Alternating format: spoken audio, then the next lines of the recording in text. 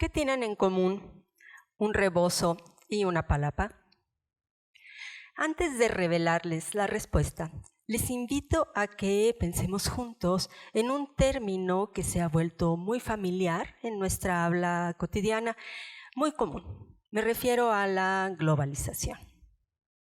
Si yo les pido que piensen en algo que les remita a la globalización, posiblemente podrán pensar en un teléfono celular que se ha convertido en justamente un símbolo de esa conexión global que nos dan las tecnologías de la información.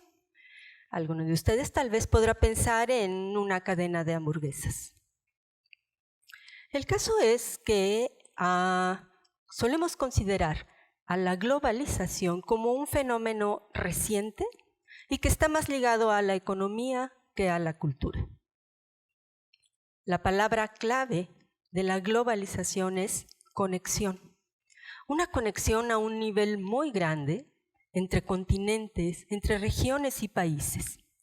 Sin embargo, esa conexión también existe a nivel de los individuos, a nivel personal.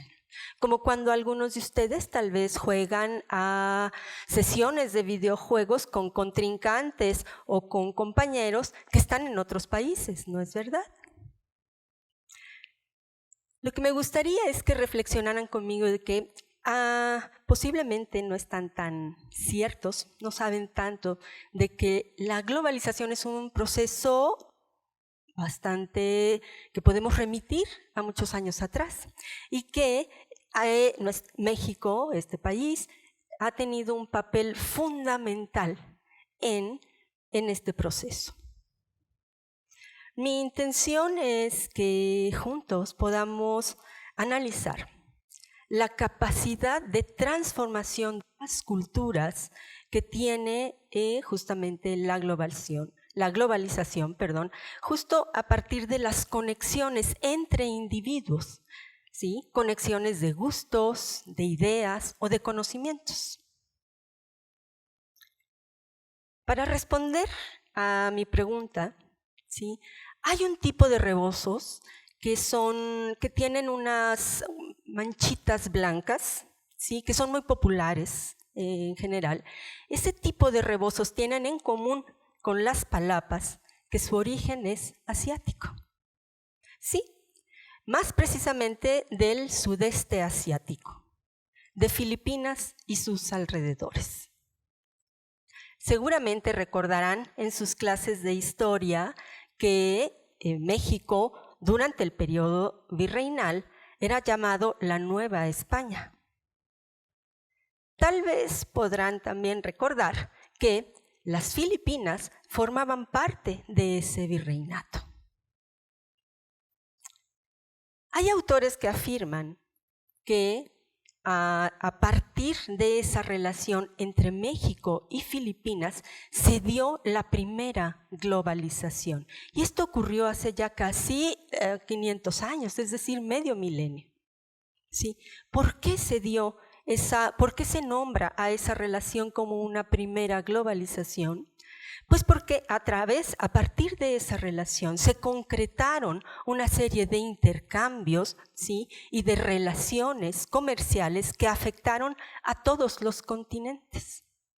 En Manila, la capital de Filipinas, se embarcaban en un gran cargamento de piezas, de objetos que no solo venían del archipiélago novohispano, sino venían de China, de Japón, de la India, de Malasia e Indonesia.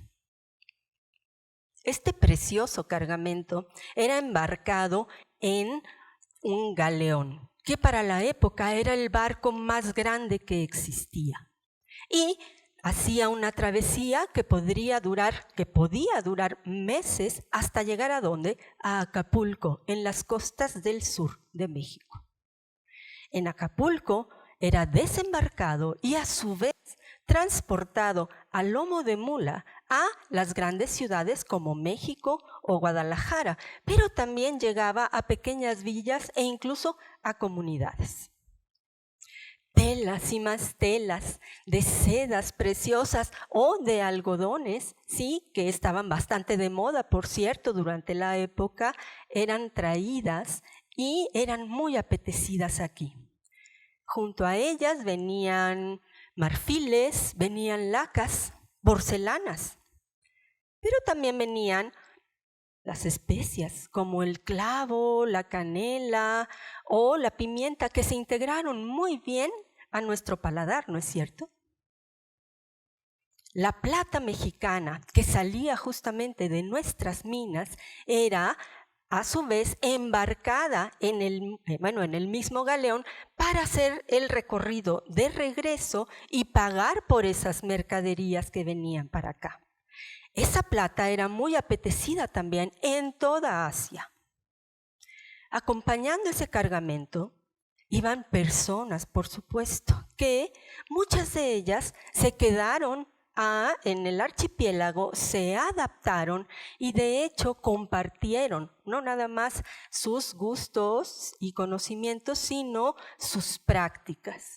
Es decir, que hay huella de la cultura mexicana que todavía sigue viva en aquellos lugares. La globalización es un proceso histórico y cultural. Por lo tanto, nos habla de conexiones que son mucho más complejas que solamente relaciones económicas. Muchos científicos, entre historiadores, lingüistas, pero también investigadores del genoma humano, han investigado y han comprobado que durante ese proceso que duró varios cientos de años, llegaron a nuestras costas miles de personas de todos los confines de Asia, ¿sí? Y que al llegar aquí se adaptaron y llegaron no nada más con su fuerza de trabajo. Su bagaje cultural dejó huella. Esos que ahora llamaríamos migrantes, ¿sí?, con sus gustos, con sus modos de hacer, con sus conocimientos, aportaron una gran cantidad de elementos a nuestra cultura que ahora pensamos que son completamente nuestros, como es la sofisticada técnica de tinción, ¿sí?, que estos rebozos tienen, esos pintitos de los que les hablo y que implican una gran cantidad de conocimientos y procedimientos técnicos que vino de Asia hacia México. No quiero decir que los rebozos vienen de Asia. Lo que quiero decir es que hay técnicas y conocimientos que se empezaron a aplicar aquí a partir de ese proceso del que les estoy hablando.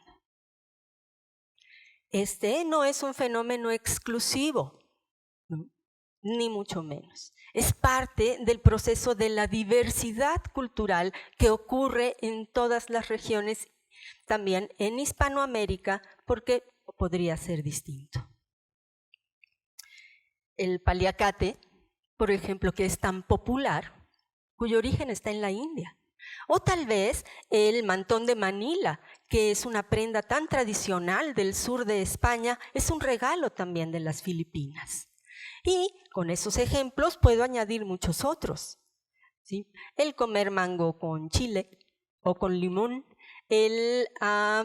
las cocadas o los dulces de tamarindo, por dar solo algunos ejemplos. Las peleas de gallo, por cierto.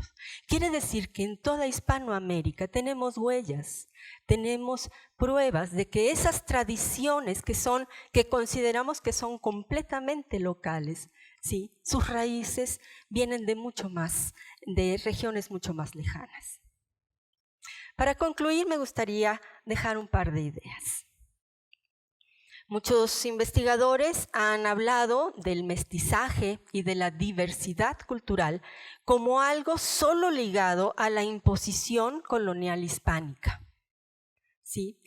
Pero yo quisiera que pudiéramos verlo también como algo que ocurrió entre personas, entre individuos sin jerarquías, ¿sí?, entre marineros, agricultores, vendedores ambulantes o tejedoras.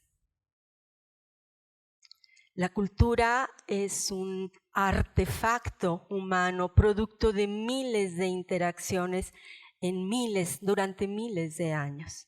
De tal manera que sostener que hay pureza cultural o pureza genética no tiene fundamento científico ni histórico. La diversidad cultural es garantía de la expresividad humana, ¿sí? No una amenaza a nuestra identidad. De tal manera que yo les invito a que, cual si fuera un rebozo, abracemos la diversidad cultural. Gracias.